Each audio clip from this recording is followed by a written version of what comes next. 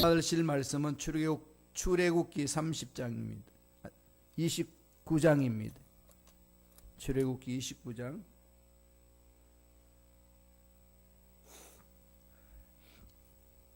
출애굽기 29장 1절로 9절 말씀이 되겠습니다.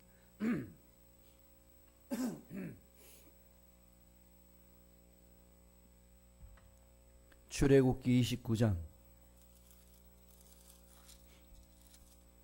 1절에서 9절까지 말씀. 다 같이 우리 한 목소리로 합독하시겠습니다.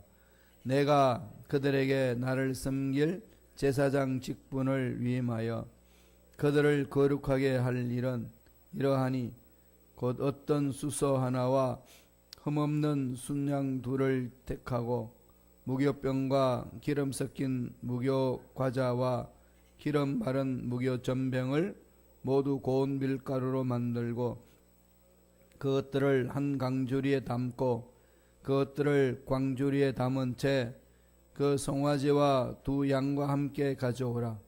너는 아론과 그의 아들들을 회막문으로 데려다가 물로 씻기고 의복을 가져다가 아론에게 속옷과 에봇 받침 겉옷과 에봇을 입히고 흉패를 달고 에봇에 정교하게 짠 띠를 띠게 하고 그의 머리에 관을 씌우고 그 위에 거룩한 패를 더하고 관유를 가져다가 그의 머리에 부어 바르고 그의 아들들을 데려다가 그들에게 속옷을 입히고 아론과 그의 아들들에게 띠를 띄우며 관을 씌워 그들에게 제사장의 직분을 맡겨 영원한 규례가 되게 하라.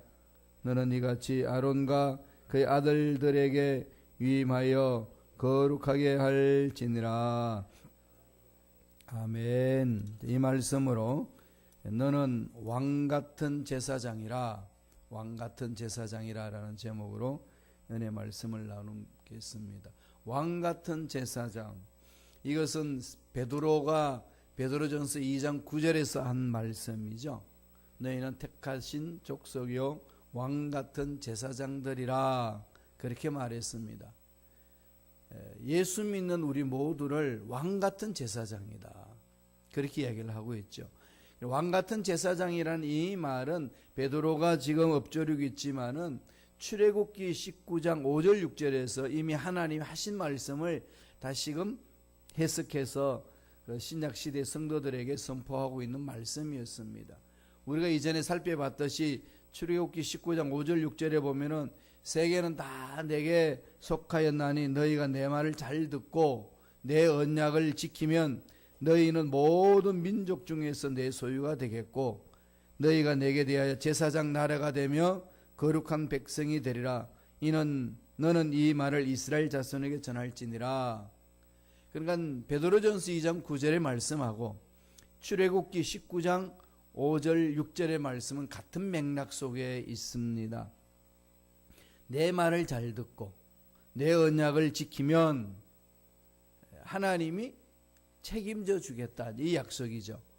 이 출애굽기 이렇게 했던 말씀을 베드로가 베드로전서 2장 9절에서 말씀 받아서 너희는 왕같은 제사장이다. 하나님이 주신 말씀을 받아서 주신 말씀대로 백성들을 이렇게 돕고 하나님 품 안으로 돌아올 수 있도록 인도해 주는 사람이라고 그렇게 말씀을 하고 있는 거죠. 주님이 이 땅에 오셔서 지상에 계셨을 때 제자들에게 하신 말씀, 또 우리에게 하신 말씀은 먼저 그 나라 그 일을 구하라.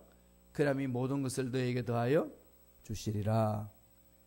늘 하나님이 약속의 말씀을 근거해서 하시는 말씀이죠. 늘 제가 말씀드리지만은 하나님이 일하시는 방법은 약속을 주시고 성취하시고 그리고 약속을 주시는 거기는 늘 조건적인 것이 있습니다. 예수 믿는 것은 은혜로 구원받지만은 구원받은 이후에 복받는 삶은 늘 조건적인 겁니다. 주님 말씀 안에 있으면 너희가 내 말에 거하고 내가 너희 안에 거하면은 무엇이든지 원하는 대로 구하라. 그러면은 받으리라. 그럼 가장 하나님으로부터 복받는 지름길은 뭘 말씀하고 있을까요? 먼저 아버지 말씀에 순종하는 거죠. 아버지 말씀에 귀를 기울이고 아버지 말씀을 잘 듣는 자녀가 되어야 됩니다. 우리가 자녀들 양육할 때도 그러지 않나요?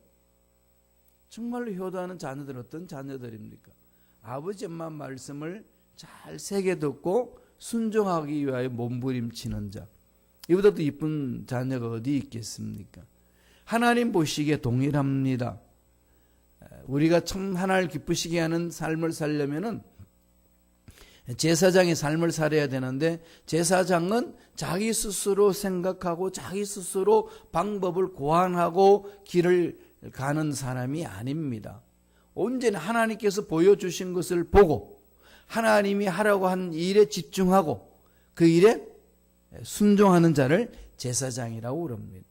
오늘 읽었던 본문의 말씀, 출애굽기 29장의 말씀은 이 제사장의 역할에 대해서 말씀을 하면서 제사장 되기 위해서는 어떤 일을 해야 되는지, 어떻게 해야 되는지를 가르쳐 줍니다. 제사장이 되는 조건과 또 제사장으로 삶을 살아가는 데에 삶의 자세가 어떤지를 말합니다. 한 민족이 살려면은 하나님과 관계를 올바로 중보하는 자가 정말 중요하지 않습니까? 우리가 살기 위해서는 우리의 중보자 예수 그리스도가 있어야 되듯이 이스라엘 백성들의 지은 죄악들을 하나님 앞에 씻음받고 하나님 앞에 제사 드릴 수 있는 중보자가 있어야 됩니다. 예수님이 오셔서 하셔야 될 일들을 제사장을 통해서 예표로 보여준 거죠. 아론은 이 제사장으로서 오실 예수님, 대제사장으로서 오실 예수님을 예표하고, 그 아들들은 그 일을 감당하는 주님의 말씀에 순종하며 나아가는 성도들로서의 제사장의 일들을 예표하는 겁니다.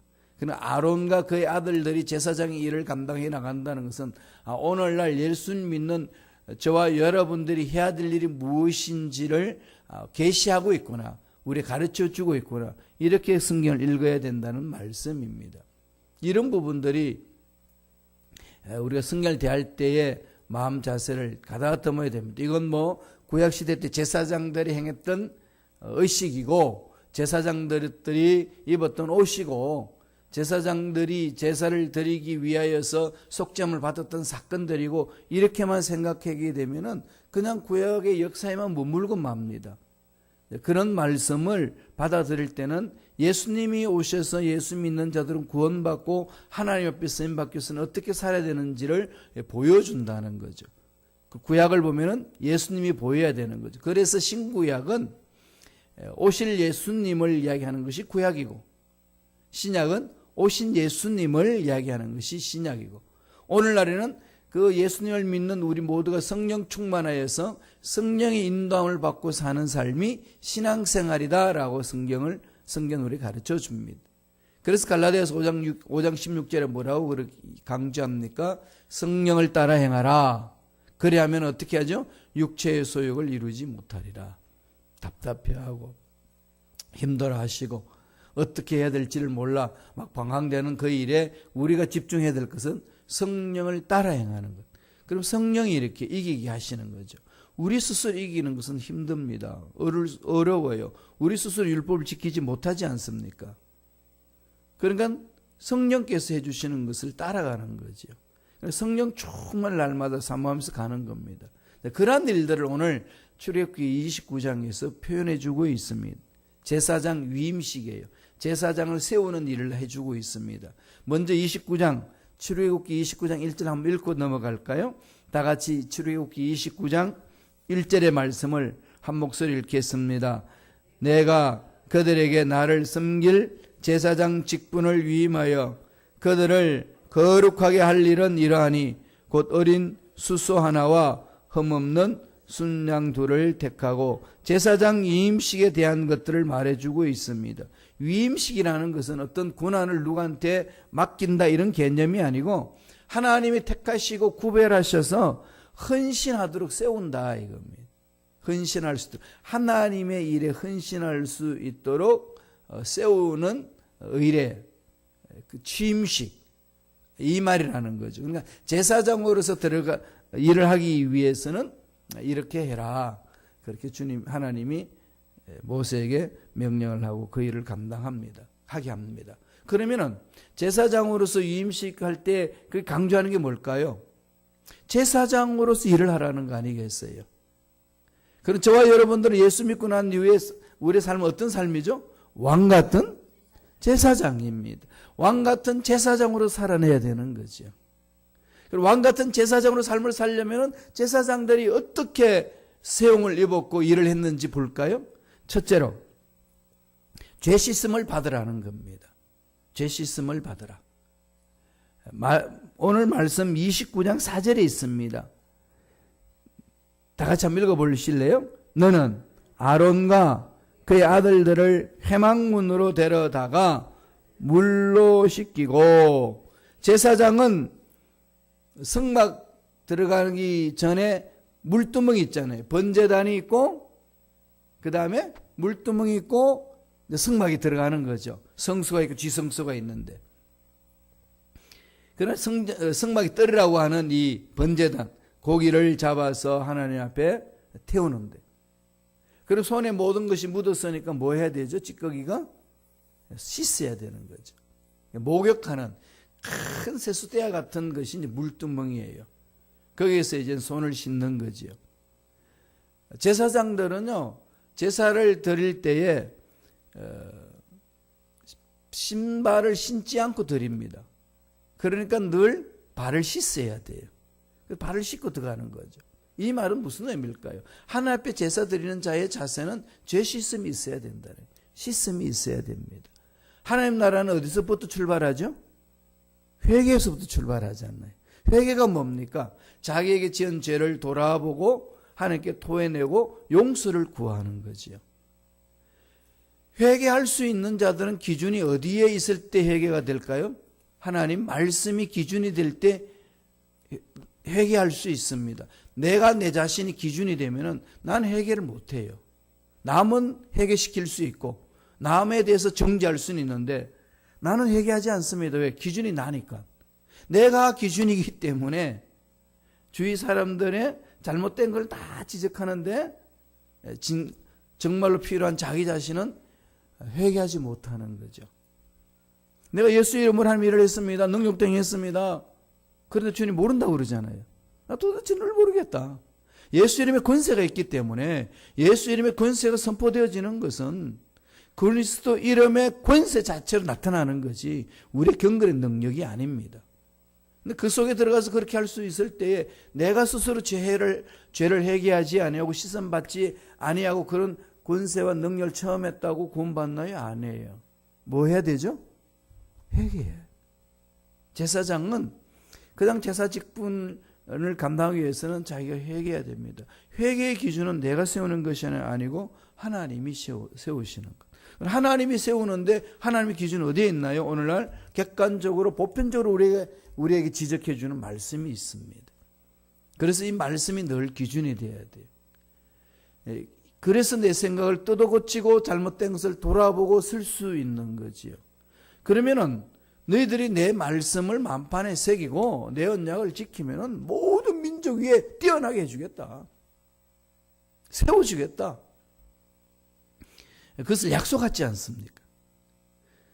그런 은혜를 체험하기 위해서는 근본적으로 말씀에 있어서 나의 잘못이 무엇인지 생각하는 것, 말하는 것, 행동하는 모든 것들을 돌아보라는 거죠. 씻음 받는 게 중요하다고 가르치고 있습니다. 스가랴 선지자가 이런 말을 했습니다. 스가랴 13장 1절에 보면은 그날에 죄와 더러움을 씻는 셈이 다윗의 족속과 예루살렘 거민을 위하여 열리리라. 누구를 예언하고 있는 거죠? 예수 그리스도 십자가. 예수 그리스도가 이 땅에 오시면은 백성들의 죄와 더러움을 씻는 셈이 열린다는 거예요. 그걸 이젠 다윗의 족속, 예루살렘 거민을 위하여 선택받은 백성들이 예수 그리스도 십자가를 믿음으로 죄 씻음 받을 수 있다.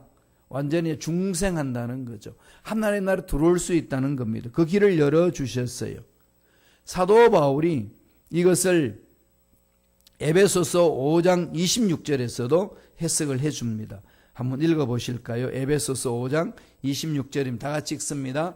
이는 곧 물로 씻어 말씀으로 깨끗하게 하사 거룩하게 하시고, 우리가 거룩하게 되는 과정을 설명을 합니다. 회개하고 말씀으로 씻는 거죠. 우리가 예수 믿기 전에 삶은 세상 가치관에 끌려다닐 때 많이 있지 않습니까? 세상 가치관에 의해서 내가 옳은 건지 그런 건지는 그 기준에 정하다 보니까 하나님 보시기 우상 숭배하는 것, 하나님 앞에 더러운 짓을 하는 것, 하나님 앞에 죄를 범하는 일들을 그냥 아무 생각 없이 행한 것들이 너무 많이 있습니다. 이런 것들은 예수님 앞에 오기 위해서는 철저하게 회개하고 씻음 받아야 된다는 거죠. 이런 것을 이제 목욕했다 그럽니다. 처음 예수 믿는 것을 목욕했다.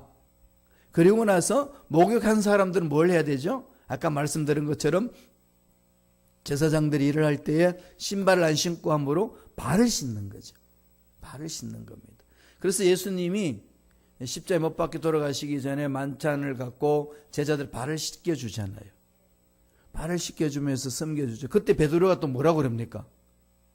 발만 씻기지 마시고 몸을 다 씻겨달라고, 목욕시켜달라고 그럽니다. 그랬더니 주님이 뭐라고 그러죠? 이미 목욕한 자들은 목욕할 필요 없다. 뭐 하면 된다고 그러죠? 발만 씻으면 된다. 이미 예수를 믿는다는 것은 목욕한 자들이에요. 그러니까 목욕한 자들은 뭘 해야 되죠? 발을 씻는 거예요. 발을 씻는 게 뭘까요? 목욕하는 것은 죄를 회개하고 통해 잡고 하나님의 자녀가 되는 신고식이고, 하나님의 입교식이고, 쉽게 말하면은 하나님 나라에 대한 호적이 옮기는 식이고, 호적이 올라갔지만은 옛 습관이 남아있잖아요. 그래서 세상 가치관에 끌려다닐 때에 어떻게 해야 되죠? 씻어야 되잖아요. 그때를 발을 씻는 거다. 그렇게 비유적으로 설명을 해주는 겁니다. 오늘날 우리가 이제 죄를 자백하고 자신을 돌아보는 것을 말합니다. 제사장이라는 것은 철저하게 죄를 씻어내야 돼요. 이게 죄가 있어서는 절대로 하나님의 은혜와 능력과 기적을 체험하지 못합니다. 예민해야 돼요. 죄에 대해서 예민해야 됩니다. 내가 그냥 무심코 던졌던 말들, 그렇게 생각하고 있는 것들이 정말 하나님 보시기에 옳다라고 인정해 주시는 생각이고 말인지를 늘 말씀을 통해서 돌아봐야 됩니다. 이게 이제 우리가 매일 기도하는 내용 아니겠습니까? 제사장의 역할은 먼저 죄 씻음을 받아라, 그렇게 말씀하고, 두 번째, 죄 씻음 받은 제사장들 뭘 해야 될까요? 두 번째 주는 메시지는 제사장의 옷을 입어라. 제사장의 옷을 입어라. 제사장이 입는 옷이 있어요. 그 옷은 모세가 디자인한 거 아니에요. 누가 디자인해 주셨죠? 하나님. 예. 성막 누가 설계를 하셨죠? 하나님. 사실 모세가 한 것 없어요. 하나님이 보여준 것을 보고 그대로 순종하는 일이었습니다. 이게 신앙생활이에요. 하나님이 보여주신 것을 보고 하나님 들려주신 것을 듣고 순종하는 거죠. 그러니까 저와 여러분들의 자세는 어떻게 될까요? 하나님 보여달라고, 하나님 들려달라고, 그리고 기도하고 나아가야 되지 않습니까? 문제가 있을 때 이 문제 이렇게 해결하고 저렇게 해결하고 나름대로 계획이 있겠지만은 내려놓고 하나님 이 문제에 대해서 나에게 풀 수 있는 것을 보여달라고 기도하는 거죠. 하나님이 풀어가면서 하나님 어떤 문제를 만나게 하고 능력을 체험하게 하고 그 하나님을 닮아가게 만들어주는 겁니다. 그게 신앙생활을 가르치는 거죠. 제사장들은 어떤 옷을 입는지 볼까요? 하나님이 디자인하는 옷이에요.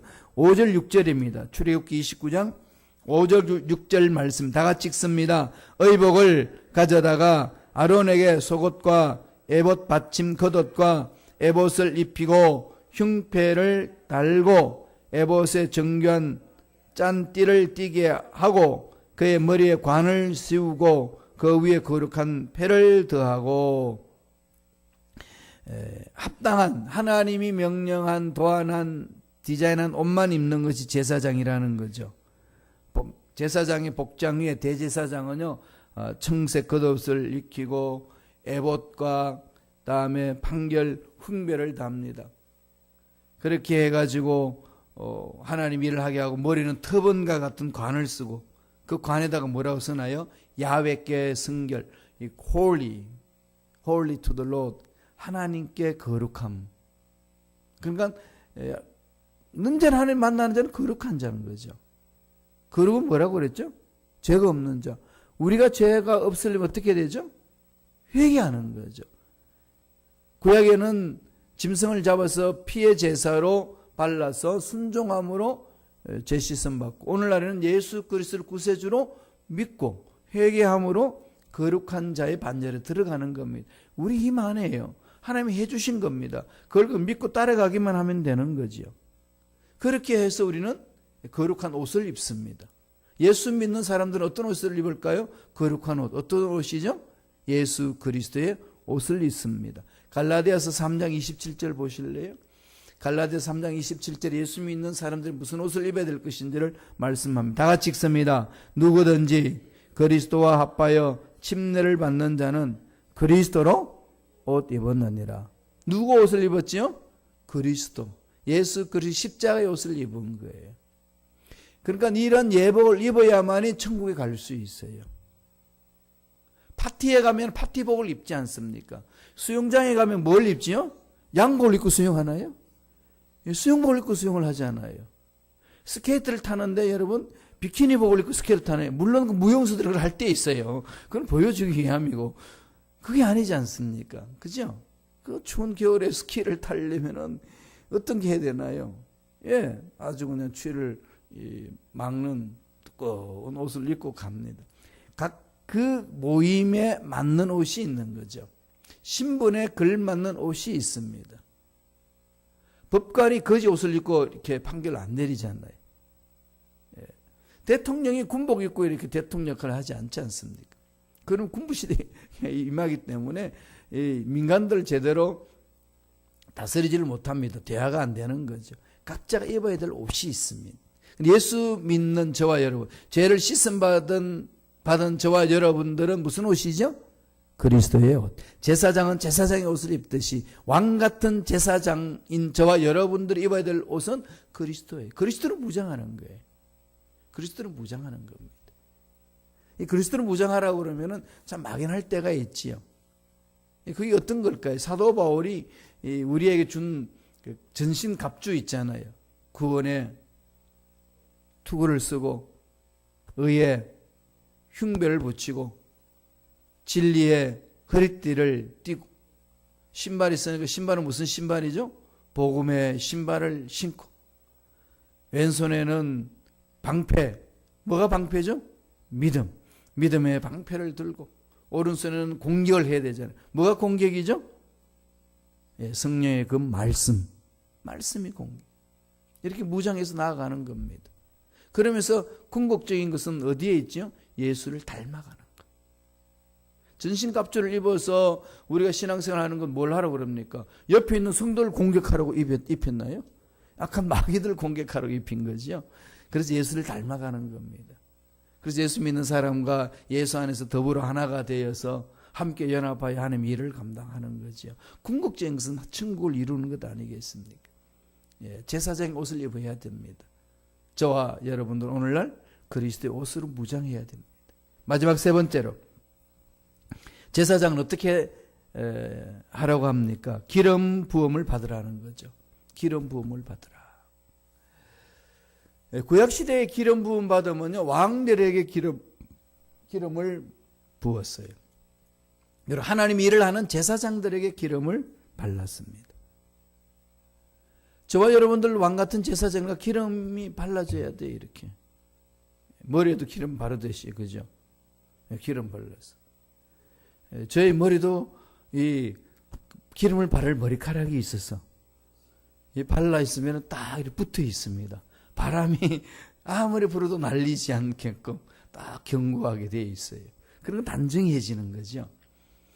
하나님이 일을 하려면 기름 부음이 있어야 돼요. 그 기름 부음이 뭔지 보지요. 먼저 29장 7절에 출애굽기 29장 7절 다 같이 읽습니다. 관유를 가져다가 그의 머리에 부어 바르고, 예, 이 관유, 이것은 감람 나무 기름을, 올리브 기름을 짜가지고 제조한다고 그래요.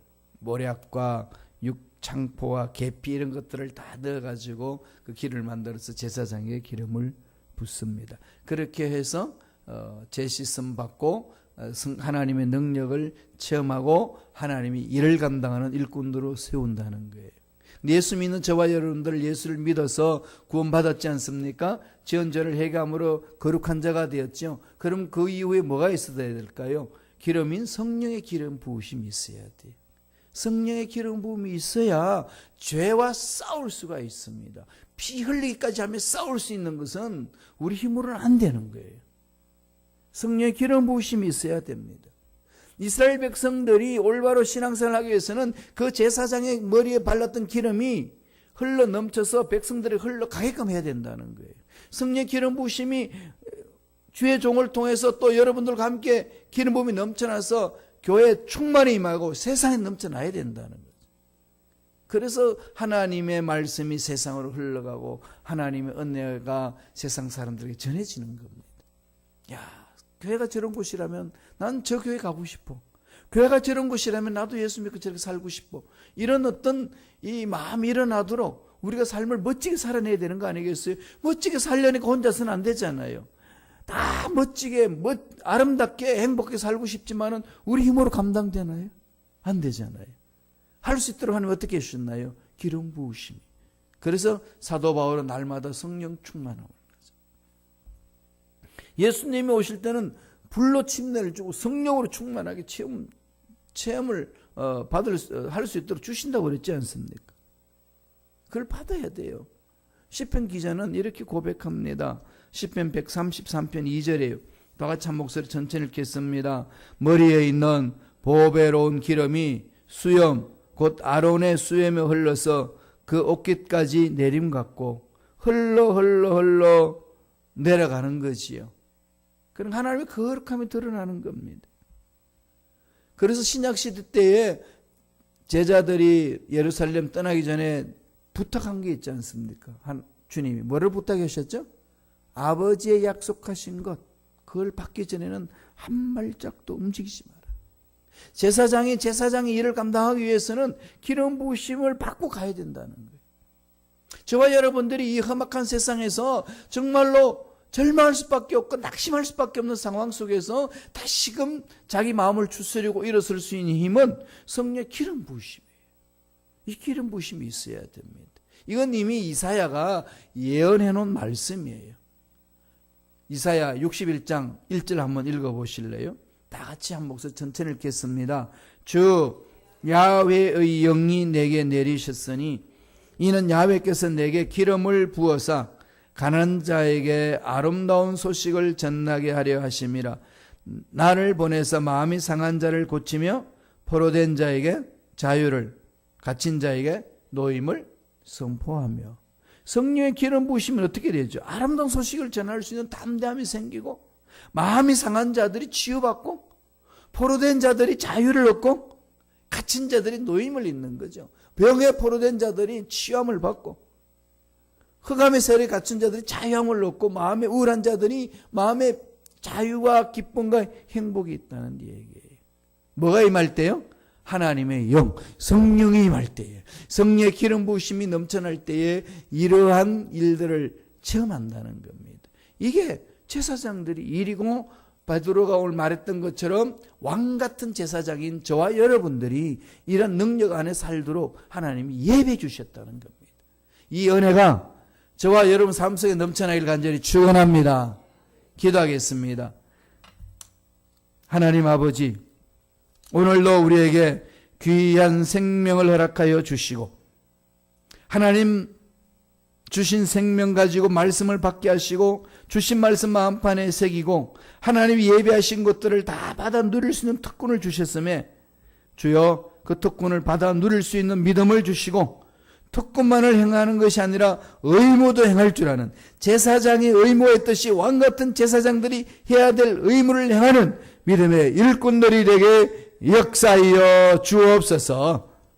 예수 이름으로 명하노니 하나님의 자녀들을 왕같은 제사장으로 살지 못하도록 괴롭히는 악한 마귀들은 떠나가야 할지어다.